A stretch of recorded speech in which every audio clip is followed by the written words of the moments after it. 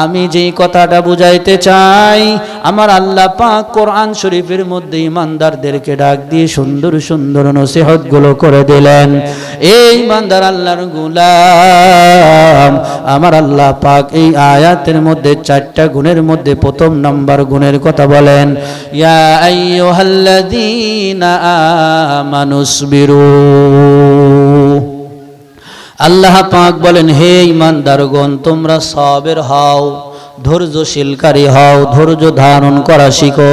অন্য আরেক আয়াতের মধ্যে আল্লাহ বলেন, ইয়া আইয়ুহাল্লাযীনা আমানুস্তাঈনু বিস-সাবরি ওয়াস-সালাহ ইন্নাল্লাহা মা'আস-সাবিরিন। আল্লাহ পাক কোরআনের এই আয়াতের মধ্যে বলে দিলেন, হে ঈমানদারগণ, তোমরা আমার কাছে চাও, আমানুস্তাঈনু বিস-সাবরি ওয়াস-সালাহ, আমার কাছে চাও ধৈর্য আর নামাজের মাধ্যম দিয়ে। ইন্নাল্লাহা মা'আস-সাবিরিন, নিশ্চয় আল্লাহ পাক ধৈর্যশীলদের সাথেই থাকে।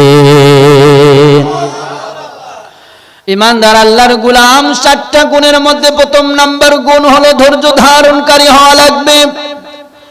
আমানুসবিরু, আমার আল্লাহ পাক বলেন, ধৈর্য ধারণকারী যদি হইতে পারো তোমার জন্য ফলাফল ভালো রয়েছে। আজকে দেখেন দুনিয়ার মধ্যে যত রকমের মারামারি কন, খুন খারাপি কন, ঝগড়াঝাটি কন, স্বামী স্ত্রীর মিল নাই, ছেলে সন্তানের মধ্যে মিল নাই, ভাই বোনের মধ্যে মিল নাই, একই বাড়ির মধ্যে সবাই থাকে কিন্তু কারোর মধ্যে কোনো মিল নাই। যদি আপনি কারণটা খুঁজতে যান, দেখবেন কারোর মধ্যে কোনো ধৈর্য নাই। আজকে দুনিয়ার মধ্যে মারামারি হয়, দুনিয়ার মধ্যে খুন খারাপি হয়, রাস্তার মধ্যে গন্ডগোল লেগে যায়। আপনি রাস্তা দিয়ে রওনা করেছেন, কিছু দূর যাওয়ার পরে দেখবেন দুইজন মারামারি করে, কেমন যেন গাড়ি ঠেকাইয়া 2 ড্রাইভার মারামারি করে। যদি আপনি সেখান থেকে নামিয়া সেই জায়গায় গিয়ে যদি একটু পর্যবেক্ষণ করেন, দেখবেন তার মূলে কারণ হলো কারোর মধ্যে ধৈর্য নাই। সামান্য একটু কথা নিয়ে দুইজনের মধ্যে গন্ডগোল বেঁধে গেল। তার মানে দুনিয়ার মধ্যে যত রকমের গন্ডগোল হয়, যত রকমের মারামারি হয়, যত রকমের ফিতনা ফাসাদ হয়, তার মধ্যে মূল কারণ থাকে হলো ধৈর্য না থাকার কারণে। আর একটা কারণ হলো যৌবনের চাহিদা পূরণার্থে মানুষ খুন খারাপি করতে থাকে, মারামারি করতে থাকে। এই ঈমানদার আল্লাহর গোলাম, আমি যেইটা বুঝাইতে চাই, ধৈর্য না থাকার কারণে আজকে কারোর মধ্যে কোনো শান্তি নাই। বাড়ির মধ্যে স্বামী স্ত্রীর মধ্যে মিল নাই। যদি আপনি কারণ খুঁজতে যান, স্বামীর মধ্যে ধৈর্য নাই। যদি আপনি কারণ খুঁজতে যান, স্ত্রীর মধ্যে ধৈর্য নাই। স্ত্রী দেখবে স্বামীর মনটা ভালো নয়, ওই সময় স্ত্রী যদি ধৈর্য ধারণ করে চুপ করে থাকে, স্বামী কতক্ষণ পর্যন্ত রাগ করবে, কতক্ষণ পর্যন্ত স্বামী রাগ করে থাকবে, স্বামী বেশিক্ষণ রাগ করে থাকবে না। মা বোনরা যারা দেখছেন, তারা আপনারা মনে রাখবেন, স্বামী যখন বাইরের থেকে আসবে, স্বামী বাইরের মধ্যে বিভিন্ন কাজের মধ্যে থাকেন, তার মাথার মধ্যে বিভিন্ন কাজের চিন্তা। স্বামীরা বাইরে যখন থাকে, বিভিন্ন কাজ মাথায় নিয়ে পেরেশানির মধ্যে থাকে। বাড়িতে যাওয়ার কারণ হলো একটু রিল্যাক্স হওয়া, একটু শান্তি করে ঘরের মধ্যে থাকা। ওই সময় যখন আপনি জানেন আপনার স্বামী কোন সময় বাড়ি আসে, ওই সময় যদি আপনি সমস্ত কাজ ফালাইয়া যদি সামনে গিয়া সালামটা দিয়ে দেন, দেখবেন স্বামী কত সুন্দর করে হাসিটা দিয়ে দিবে। স্বামীর হাতের মধ্যে যা থাকবে নিয়ে নেবেন। এরপরে যদি আপনি আরো কাজ করতে পারেন, স্বামীর জামার বোতামটা খুলিয়া দিবেন। স্বামীর পায়ে স্যান্ডেল আছে, জুতা আছে, যদি খুলিয়া দিতে পারেন, ওই স্বামী কোনোদিন আপনার উপরে রাগ করবে না। এই ঈমানদার আল্লাহর গোলাম, স্বামী যারা আছো তারাও সাবধান থাকো। পয়গম্বর কিন্তু তোমাকে অনুমতি দেয় না স্ত্রীর উপরে তুমি আঘাত করো। স্ত্রীর উপরে আঘাত করার ক্ষমতা তোমাকে ইসলাম দেয় নাই। অনেকেই আছে স্ত্রীকে তুই তুকারি বলে কথা বলে, তুই তুকারি বলে সন্তানদের সামনে।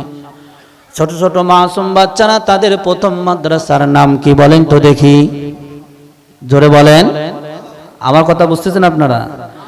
একটা ছোট্ট মাসুম মাত্র কথা শিখছি, একটু হাঁটা চলা করা শিখছে। প্রথম মাদ্রাসাটা কি, প্রথম শিক্ষালয়টা কি? বাবা এবং মা। বাবা মার কাছ থেকে তারা সর্বপ্রথম শিক্ষা গ্রহণ করে। তাহলে ছোট মাসুম কথাবার্তা মাত্র শিখছে, একটু হাঁটাউটা করে, দৌড়াদৌড়ি করে, সেই সন্তানের সামনে যদি বাবা স্ত্রীকে বলে জরিনা শোন, এই কাজ করিস নি, এটা করিস নি, এটা করিস নি, যদি এরকম ব্যবহার করে সন্তান শিখবে কি শিখবে না? স্বামী তো এরকম করে, স্ত্রীও কম না। এজন্য স্ত্রী কয় কি, এই রহিম এদিকে যাও, এই রহিম বাজারে যাও, বাজারে যাও, রহিম আজকে এই কাজটা হয়নি, যাও ব্যাগটা নিয়ে দৌড়াও। উনি রহিম আর রহিমা এই দুইজনের মুখে আছে। স্বামী বলে রহিমা আর স্ত্রী বলে রহিম। এই মাঝখান দিয়ে সন্তান শিখে গেছে। এখন সন্তান আব্বাকে ডাকে, রহিম শোনো, এ রহিম শোন। মাকে ডাকতেছে, রহিমা ভাত দাও, রহিমা বাদ দাও। মানুষের সামনে বাবা মা ফেলে আছে, পিছনে বসে সন্তান গেটেতে ডাকছে, রহিম করে। কত দিকে ইজ্জত সম্মান আছে? এটা শিখাইলো কে? এখন বাবা মা চিন্তা করলো, বাপ সে সন্তান তো আমাকে আব্বা কয় না। মা চিন্তা করলো, আরে মা কত মধুর ডাক, সন্তান আমারে মা কয় ডাকে না, এইটা দূর করা দরকার। তো বাবা মা রাত্রেবেলা মিটিংয়ে বসে, মিটিংয়ে বসে দরজা আটকা দিয়ে মিটিংয়ে বসে। মিটিংয়ের মধ্যে সিদ্ধান্ত হয়েছে যে স্বামী বলছে যে আজকের থেকে তুমি আমাকে আব্বু বলবা, আর স্ত্রী বলছে আজকের থেকে তুমি আমাকে আম্মু বলবা। স্বামী স্ত্রী হাসে। আর জোরে বলেন, স্বামী যদি বউকে আম্মু কয় ডাকে, আর বউ যদি স্বামীকে আব্বু কয় ডাকে, উদ্দেশ্য সন্তানকে শিখাবে। বলেন তো দেখি, স্বামী আর স্ত্রী আছে? হ্যাঁ। এই ইমানদার আল্লাহর গোলাম, কথাগুলো দিল দিয়ে বুঝবেন। একটা সন্তান যখন ছোট থাকে, তার প্রথম শিক্ষালয় হলো বাবা এবং মা। বাবার উচিত ছিল সুন্দর করে স্ত্রীর সঙ্গে ব্যবহার করা, সুন্দর করে কথা বলা। আমার পয়গম্বর সুন্দর করে কথা বলা শিখিয়েছেন। আমার পয়গম্বর স্ত্রীদের সঙ্গে সুন্দর করে ব্যবহার করা শিখিয়েছেন। হে ইমানদার আল্লাহর গোলাম, এই জায়গায় এমন মানুষ বসে আছেন স্ত্রীদের সঙ্গে ভালো ব্যবহার করেন না। কেন আপনি ভালো ব্যবহার করবেন না? যদি আপনি চিন্তা করে থাকেন তাহলে দেখেন আপনার স্ত্রী কতগুলো কাজ করে, আপনি না একটা দুইটা কাজ করেন। আপনার ব্যবসা বাণিজ্য আছে, সেইগুলা সামলান। আপনার গাড়ি আছে, সেইগুলা সামলান। দোকানদারি করেন, যা কাজ করেন আপনার ৬০টা বেশি নয়, একটা দুইটা। কিন্তু আপনার স্ত্রীর যদি আপনি খেয়াল করেন, আপনার বাড়িতে একজন কাজের মানুষের দরকার ছিল, যেই কাজের মানুষ ঘর ঝাড় দিবি, দেখবেন এই কাজের মানুষের দায়িত্বটা আপনার স্ত্রীটা পালন করে দিল। আপনার বাড়িতে একজন ধোপার দরকার ছিল, যেই ধোপা আপনার জামা সহ সন্তানাদের পোশাক আদি সহ সবকিছু, বিছানার চাদর সবকিছু খেসে দিবে, এই ধোপার কাজটাও আপনার স্ত্রীটা করে দিল। আপনার বাড়িতে একজন বাবুর্চির দরকার ছিল, যেই বাবুর্চি আপনাকে রান্না করে সুন্দর করে খাওয়াবে, বাবুর্চির কাজটাও স্ত্রী করে দিল।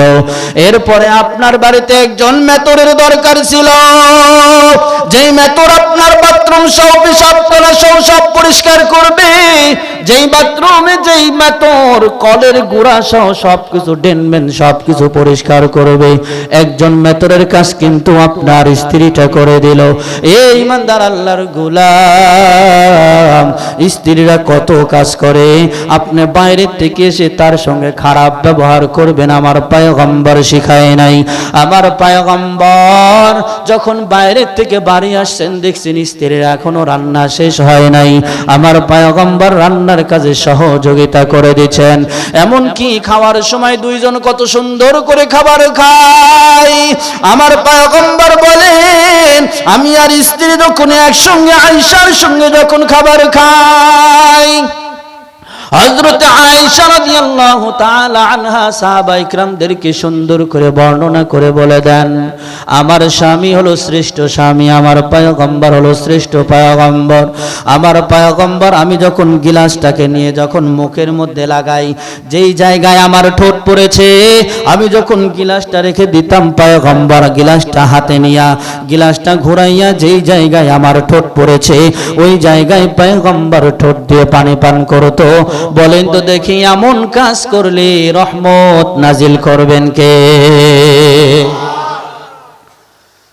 ইমানদার আল্লাহর গোলাম, এই জন্য বলতেছিলাম কারোর মধ্যে কোনো ধৈর্য নাই।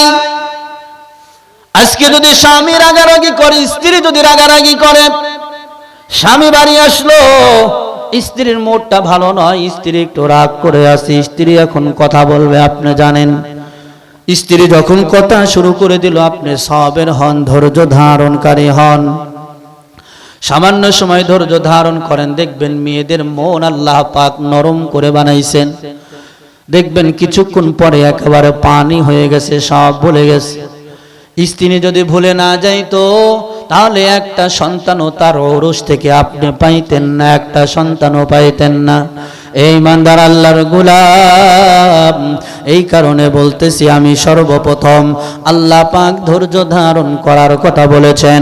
ধৈর্য ধারণ করলে কি ফল হয়, কি লাভ হয়, আমার আল্লাহ পাক দুনিয়ার মধ্যে দেখাই দিয়েছেন।